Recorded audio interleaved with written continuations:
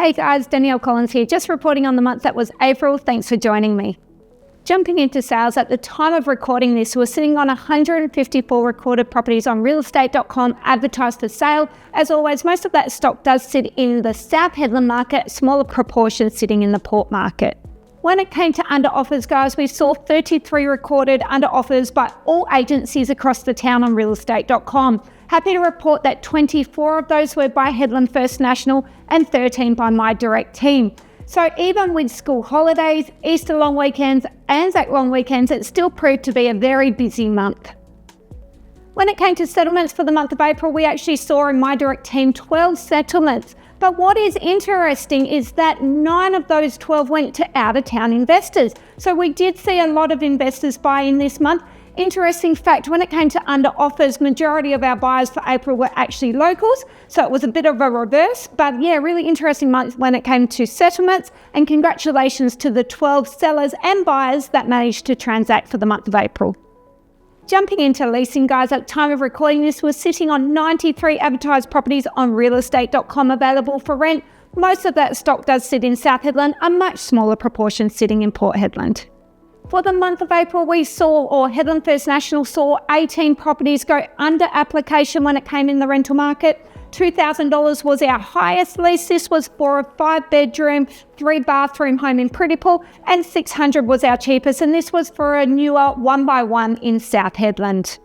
For more information on the leasing market, guys, we did send out a very detailed leasing synopsis at the start of April. If you didn't receive that and would like to see it, please send me a quick message. Happy to share it. But it's a real in-depth look at how the leasing market for all of Hedland and when it comes to South Port Hedland and the commercial market went for the first quarter of 2025. Jumping quickly into industry news, guys, as always, I'd encourage you to jump on my Facebook page because all of these stories and many, many more are in live time and a lot more detail for your viewing.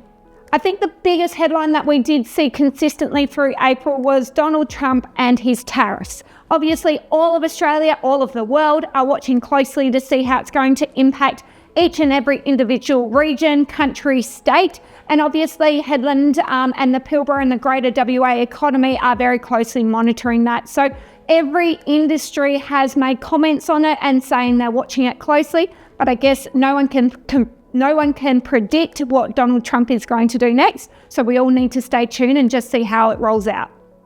In some positive news, we've seen Lumsden Point hit all of its milestones to date.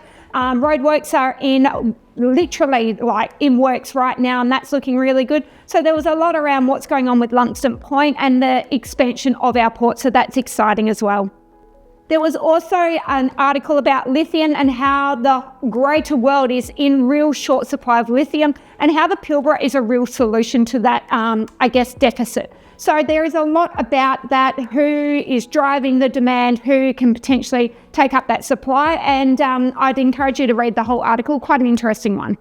FMG announced that they are going to be building a solar plant to basically help with all of the costs of running. So we've already seen the likes of BHP, the airport, and a lot of other industry up here already go down the solar path. So it's great to see FMG jumping on board also. And finally, guys, BHP have announced that they are trialling hybrid tugboats, which is super cool, all in line with keeping green and energy efficient. So that, again, there's a story on that and how that's going. And let's watch this space and then possibly see more and more rolled out. And that's a wrap, team. There's not a lot more to report on. April was busy, considering that 2 of our weekends were super long weekends. We did have school holidays thrown in there, but I felt like our team was still really, really actively busy. We're excited about May and hopefully a little bit more normality on the ground with less public holidays. And if you are considering buying or selling, we'd love to help you out. We look forward to speaking with you, and we'll see you again next month.